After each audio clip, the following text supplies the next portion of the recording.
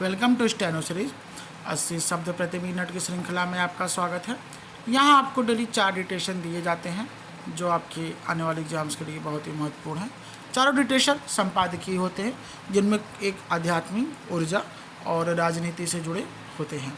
डिटेशन पाने के लिए चैनल को सब्सक्राइब कर लीजिए और डिटेशन अच्छी लगे तो उसे लाइक करिए। साथ ही साथ आपका कोई सुझाव है तो हमें कमेंट बॉक्स में ज़रूर बताएं। डिटेशन अपने दोस्तों के साथ शेयर करिए। जितने ज़्यादा लोग हमारे चैनल को सब्सक्राइब करेंगे और डिटेशन को लाइक करेंगे हमें उतनी ही ज़्यादा रुचि होती है। डिटेशन स्टार्ट होगी 5 सेकंड बाद।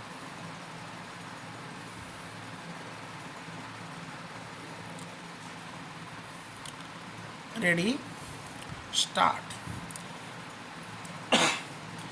मध्य पूर्व में जंग का असर आम लोगों की जिंदगी पर भी पड़ रहा है। इसका असर ईरान, इजराइल के अलावा लेबनान तक में देखने को मिल रहा है। लगातार हमलों और जवाबी कार्रवाइयों के चलते बड़ी संख्या में लोगों को घर छोड़ने पड़ रहे हैं। घर तबाह हो गए और परिवार शरणार्थी शिविरों में रहने को मजबूर हैं।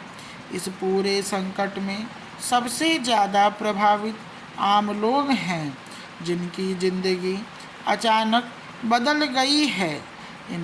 उनका सपनों का घर, शहर और सामान्य ज़िंदगी अब अस्थिरता और भय के साए में है। अब हालात ये हैं कि दोनों देशों के नागरिक अपने ही वतन में बेगाने हो गए हैं। सुरक्षित ठिकानों की तलाश में लोग सिर पर सामान रखे मीलों पैदल चल रहे हैं। जहां उनका स्वागत टेंट के शिविर में होता है। संयुक्त शरणार्थी एजेंसी के अनुसार इजराइल में भी स्थिति चिंताजनक है। ईरान की ओर से किए गए जवाबी मिसाइल और ड्रोन हमलों ने इजराइल शहरों के रिहायशी इलाकों को भारी नुकसान पहुंचाया है। इजराइल में हाल के हमलों के चलते कई शहरों में रिहायशी इलाकों को नुकसान पहुंचा है। प्रारंभिक आकलनों के अनुसार सैकड़ों घर पूरी तरह से नष्ट हो चुके हैं जबकि हजारों इमारतें आंशिक रूप से क्षतिग्रस्त हुई हैं।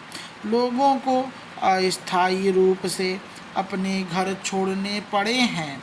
सरकार ने इन लोगों के लिए राहत शिविर और अस्थायी आवास की व्यवस्था की है, लेकिन संसाधनों की कमी के कारण हालात चुनौतीपूर्ण बने हुए हैं।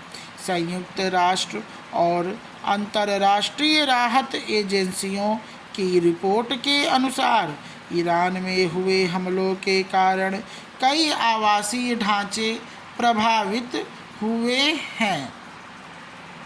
अमेरिका ने ईरान में लड़ाकू विमान गिराए जाने के बाद लापता हुए अपने एयरमैन को खतरनाक ऑपरेशन चलाकर बचा लिया है।